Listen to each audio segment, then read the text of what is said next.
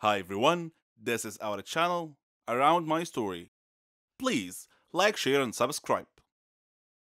Bonjour, je m'appelle Mika et je suis une jeune fille de 21 ans de la classe moyenne. Je vis avec ma mère et ma sœur Sandy. Je rêvais d'une vie idéale. Enfin, ce que je croyais être une vie idéale. D'une maison à moi, d'une vie financièrement stable avec ma famille qui m'aime. Certains pourraient dire que c'était un rêve très simple. Mais ce rêve simple était si fragile et si facilement détruit. Il y a un vieux dicton qui dit « Choisis bien tes amis ».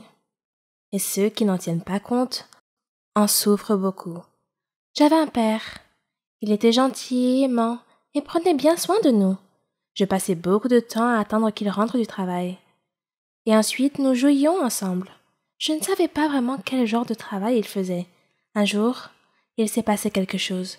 Maman et papa se sont disputés. Et après la dispute, il a fait ses bagages, nous a pris dans ses bras, ma sœur et moi, nous a dit au revoir et a quitté la maison, les larmes aux yeux.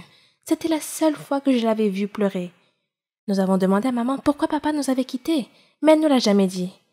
Par la suite, maman nous a beaucoup soutenus. Elle travaillait dur tout le temps, et elle était toujours là pour nous. Elle était une couturière très talentueuse, et tous nos voisins aimaient son travail. Elle a commencé avec une seule machine à coudre dans notre maison, mais son entreprise s'est progressivement transformée en un atelier avec 5 autres couturières qui travaillaient pour elle. Nous vivions mieux qu'avant. Nous n'étions pas riches, loin de là, hein, mais notre vie était plutôt agréable. Mon histoire commence avec une fille nommée Sophie. C'était ma meilleure amie. Lorsque la famille de Sophie a emménagé dans mon quartier, sa mère a été la première à rejoindre la mienne, lorsque notre entreprise a commencé à se développer. Par conséquent, Sophie et moi avons passé beaucoup de temps ensemble, devenant peu à peu les meilleures amies du monde. Elle avait à peu près mon âge et m'adorait tellement qu'elle copiait tout ce que je faisais. Je pensais qu'avoir une meilleure amie comme elle était la meilleure chose qui me soit arrivée. Comme j'avais tort. Comme je le disais, elle faisait tout ce que je faisais. Mes loisirs, mes intérêts, mes peintures. Elle achetait même les mêmes jouets que moi et parlait à ma mère de la même façon. Même ma sœur Sandy a remarqué le comportement de Sophie. Elle pensait qu'elle m'imitait parce qu'elle m'aimait bien. J'ai raconté à Sandy que lorsque j'ai présenté Sophie à tous mes amis, au début elle était très timide et mes amis ne l'aimaient pas beaucoup. Mais après peu de temps, il semblait que tous mes amis s'étaient rapprochés d'elle et s'étaient éloignés de moi. Puis un jour, un nouvel élève nommé Pedro est arrivé dans notre école et dans ma vie. Toutes les filles l'aimaient bien. Il était intelligent, beau et faisait de la boxe. Lors de la cérémonie de remise des diplômes, Pedro m'a demandé en mariage. J'étais extrêmement heureuse. J'ai annoncé la nouvelle à Sophie. Elle m'a félicité avec un sourire discret. J'étais un peu déçue par sa réaction sans joie. Et quand je lui ai demandé qui elle rêvait d'épouser, elle m'a répondu que son futur mari devait être super génial et devait la mériter. Puis elle s'est mise à rire. J'étais loin de me douter de ses intentions à ce moment-là. Pedro et moi nous sommes mariés et nous étions heureux, si seulement les choses s'étaient arrêtées là. Chaque fois que nous sortions, pour une raison étrange, Sophie était toujours là au même moment. Elle prenait toujours l'air surpris, et elle se joignait à nous sans invitation.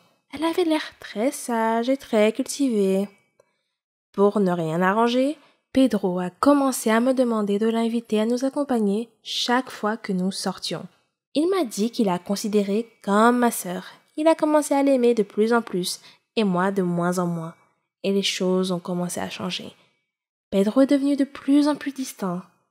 Il a commencé à recevoir beaucoup d'appels téléphoniques qu'il me cachait.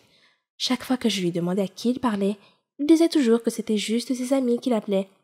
Et un jour, il a reçu une offre d'emploi qui l'obligeait à faire de nombreux voyages d'affaires dans une autre ville. Il a accepté l'offre sans même me consulter. Je lui dis que j'avais beaucoup d'inquiétudes à ce sujet, mais son attitude semblait un peu indifférente. Il a dit qu'il ne pouvait pas refuser une offre comme celle-là, que c'était pour le mieux. J'avais l'impression que ma vie s'écroulait. J'ai appelé Sophie et je voulais lui parler. Mais sa mère a répondu au téléphone et m'a dit qu'elle avait trouvé un emploi et a déménagé dans une autre ville. J'étais un peu bouleversée. Comment pouvait-elle partir sans me le dire, ni même me dire au revoir? Pedro a commencé son nouveau travail. Il a commencé à voyager beaucoup. Quelques mois plus tard, j'ai commencé à me sentir mal. Je suis allée voir le médecin et j'ai découvert que j'étais enceinte. C'était une belle surprise. J'étais si heureuse. Mais apparemment, Pedro ne l'était pas. En fait, il était tellement pas content qu'il m'a dit de me faire avorter. Je ne pouvais pas croire ce que j'entendais. Il n'était plus la personne que je connaissais. Nous avons eu une grosse dispute et j'ai décidé de quitter la maison. J'ai appelé Sophie et lui ai demandé de venir vivre avec elle, temporairement. Quand je suis arrivée chez elle, elle a vu que j'étais enceinte et elle était choquée. Tout comme Pedro. Elle m'a dit qu'elle était fiancée, mais elle n'a pas voulu dire qui c'était. Au cours des jours suivants, j'ai remarqué qu'elle recevait beaucoup d'appels chaque jour, tout comme Pedro. Puis un jour, alors que je me sentais un peu nauséeuse, elle est sortie pour m'acheter des médicaments. Pendant son absence, son téléphone fixe a sonné et j'ai répondu. C'était Pedro. Je n'en revenais pas. J'ai vite raccroché. Lorsqu'elle est revenue à la maison, je l'ai confrontée et lui ai demandé pourquoi Pedro l'appelait tous les jours. Elle m'a dit que Pedro était celui avec qui elle était fiancée et qu'ils avaient décidé de se marier. Elle a dit que Pedro allait bientôt m'envoyer les papiers du divorce. Et quand je lui ai dit que nous attendions un bébé, elle a eu un regard fou et dit que maintenant elle devait tuer mon bébé et Pedro. Elle me prit par surprise et me frappa à la tête avec un fer à repasser. Et je suis tombée. Elle s'enfuit et me laissa étendue sur le sol, saignant et criant à l'aide. Des voisins sont venus et m'ont emmenée à l'hôpital. Ils m'ont sauvée, mais pas le bébé. Il m'a fallu 2 ans pour me réveiller de ce cauchemar, et j'ai décidé qu'il était temps de prendre ma revanche sur Sophie. Je suis allée chez elle, et je l'ai surveillée avec Pedro pendant quelques jours. Apparemment, il s'était marié, et avait un enfant maintenant. Puis j'ai décidé de passer à l'action. Quand elle est allée au supermarché avec son bébé, je l'ai suivie. Et pendant qu'elle était distraite, je suis arrivée par derrière, j'ai pris l'enfant dans le chariot et j'ai couru. La vengeance était la seule chose à laquelle je pensais. Elle a couru après moi en criant que quelqu'un avait pris son enfant. J'ai commencé à traverser la rue en courant, mais j'ai été imprudente et j'ai couru devant une voiture qui n'a pas pu éviter de me percuter. Quand je me suis réveillée, j'étais allongée dans un lit d'hôpital. Maman était assise à côté de moi et pleurait.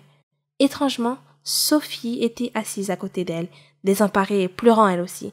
À travers les larmes, Sophie m'a dit que le bébé que je lui avais volé était mort dans l'accident de voiture, mais qu'il n'était pas le sien au départ.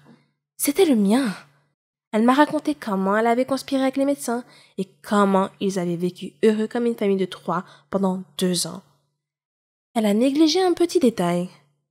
Ce que j'avais fait pour mériter tout ce qu'elle m'a fait. Ne nous sentons-nous pas tous spéciales parfois? J'ai grandi dans une maison d'orphelins. Je ne sais pas de prétendre qu'il y avait quoi que ce soit de spécial à ce sujet, mais j'ai grandi avec cette voix lancinante dans ma tête qui me disait à quel point j'étais spéciale et que ma vie finirait par basculer du jour à la nuit. Il s'est avéré que je n'étais pas en train de délirer ou quoi que ce soit. Ce qui m'est arrivé est le rêve de tout enfant placé en famille d'accueil. Si seulement je savais ce que l'avenir me réservait. Ma mère, mon père et ma sœur jumelle se sont suicidés en 1992. J'ai été sauvée par ma famille élargie pour être abandonnée plus tard. J'ai été reniée non pas parce que 2 des familles les plus riches de la ville ne pouvaient pas m'élever, mais parce que j'étais une malédiction pour leur réputation. Mon père et ma mère n'étaient pas mariés, et cela leur a apporté tant de honte qu'ils se sont suicidés. Quelques mois plus tard, un beau jour, je me suis réveillée dans un foyer pour enfants. Je suis maintenant orpheline. Je n'ai absolument aucun souvenir de mes parents, ni même de ma sœur jumelle. Mais je me souviens très bien de ma famille éloignée. Ils m'ont abandonnée quand j'avais 6 ans. Mon oncle est un homme d'affaires extrêmement riche. Il n'a jamais été vraiment méchant avec moi. En fait, il m'a placée dans ce qu'on peut appeler une maison de luxe. Bien qu'il ait promis de me rendre visite tous les week-ends, il ne l'a jamais fait. J'étais placée dans une chambre de taille moyenne avec 4 autres filles. Rosaline, Claire, Bella et moi, Rachel. Elles étaient toutes habillées de chemises de nuit propres, mais elles étaient toutes de la même couleur, vert pâle. Madame Milton, notre tutrice, m'a donné une robe similaire enfilée. J'avais l'impression d'être admise dans l'armée des enfants. Nos cheveux étaient toujours attachés en un chignon serré. Nous nous ressemblions toutes.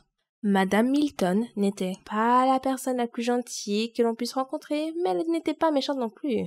La maison était divisée en 2 sections, une pour les garçons et une pour les filles. Le seul moment où nous rencontrions les garçons était dans le bâtiment extérieur, qui était une sorte d'école. Nous suivions quelques cours chaque jour, et pour être honnête, nous avions de bons professeurs. Je m'assieds toujours à côté d'un garçon qui s'appelait Nate. Je le trouvais super intelligent, et il m'aidait toujours à faire mes devoirs de maths, car les chiffres n'ont jamais vraiment été mon domaine de prédilection. Nous avons fini par devenir de bons amis. Chaque fois que je retournais dans la chambre, toutes les filles étaient trop occupées avec leurs jouets. Et elles étaient toutes déjà de bonnes amies. J'avais l'impression d'être une étrangère. Cependant, quelques mois plus tard, je suis devenue l'alpha du groupe. Ne vous méprenez pas, ce n'est pas une histoire à la Oliver Twist. On se faisait tout le temps des farces. Et on riait bien. Je veux dire, qu'être dans une famille d'accueil n'est pas exactement des vacances, alors nous tirions le meilleur parti d'une mauvaise situation. Quand les filles s'endormaient le soir, je faisais semblant de dormir jusqu'à ce que Madame Milton se soit endormie elle aussi. Ensuite, je regardais par la minuscule fenêtre et je commençais à compter les étoiles une par une. J'en ai nommé une après mon père, une après ma mère, une après ma sœur et enfin, une après Nate. Je restais debout toute la nuit, rêvant jusqu'à ce que je m'endorme. Madame Milton nous réveillait vers 6 heures du matin pour prendre le petit déjeuner et aller en classe. Cela a duré comme ça pendant des années et des années. Les jours se ressemblaient tous, sauf le week-end, qui n'était pas vraiment un week-end. Cela signifiait seulement que nous avions le droit de manger du dessert. J'ai toujours été une petite fille extrêmement curieuse. Et si Nate et moi sommes devenus si proches, c'est parce qu'il était curieux lui aussi. Nous n'avions aucune idée du monde extérieur. Nous avions tant de questions sans réponse, et parfois, nous inventions des réponses pour apprivoiser nos cerveaux. Les filles avaient des parents qui leur rendaient visite pendant le week-end, mais moi, je restais dans ma chambre. Parfois, je pleurais, et parfois je fermais les yeux en essayant d'imaginer à quoi ressemblait ma mère. Un jour, pendant le cours de sciences, Nate m'a demandé qui me rendait visite le week-end. Je n'ai jamais répondu. J'ai fait semblant de ne pas l'entendre. Mais dans un moment d'extrême confusion et de tristesse, j'ai écrit quelque chose sur un morceau de papier et je lui ai passé. Il disait « Sortons d'ici ».